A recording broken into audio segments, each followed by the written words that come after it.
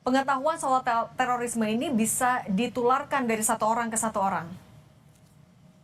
Saya kira memang setiap aksi terorisme itu sifatnya selalu mengirimkan pesan, sending message. Itu selalu terjadi dimanapun. Kejadian yang terjadi di Jakarta Utara hari ini pernah juga terjadi di Amerika misalnya di Columbine. Itu juga terjadi dan ternyata setelah dilakukan penelusuran dan penyidikan, ternyata memang pelakunya memiliki relasi kuat dengan sekolah yang disasar itu, SMA waktu itu.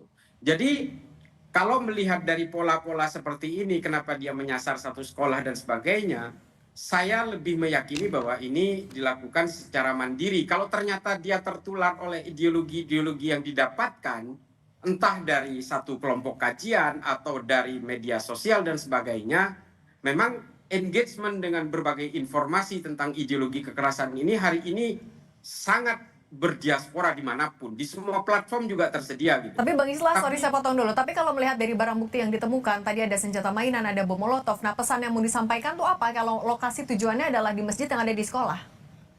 Ya, ini kalau melihat dari semua yang simbol yang ada di dalam airsoft gun itu kan sebenarnya adalah pelaku-pelaku dari kelompok-kelompok yang lebih mengarah kepada kebencian terhadap agama tertentu dan kelompok tertentu.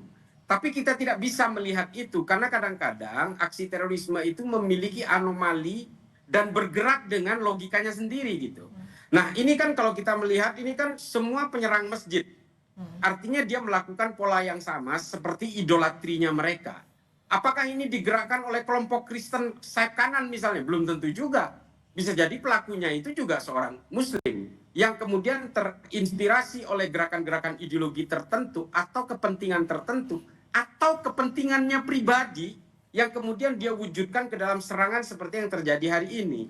Jadi sangat kompleks kalau berbicara tentang terorisme. Tapi pada intinya adalah bahwa semua gerakan teror atau aksi teror itu pasti didasari oleh satu keinginan ideologi untuk memaksakan nilai sakral yang ada di dalam dirinya, kepentingan dirinya, untuk kemudian dilakukan dengan cara menakut-nakuti orang lain. Nah, ini adalah definisi yang sangat baku di dalam dunia terorisme.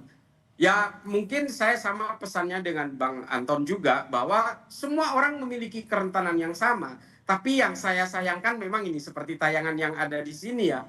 Orang main comot aja berbagai barang bukti yang ada di TKP tanpa menggunakan sarung tangan dan sebagainya.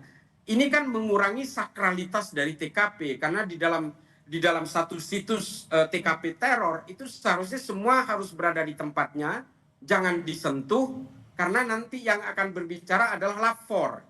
Inavis dan lapor yang akan berbicara, ini yang akan memberikan pemetaan kepada penyidik untuk bisa menentukan pelakunya ini sebenarnya melibatkan berapa orang, jaringannya kemana kalau memang ini berbasis jaringan.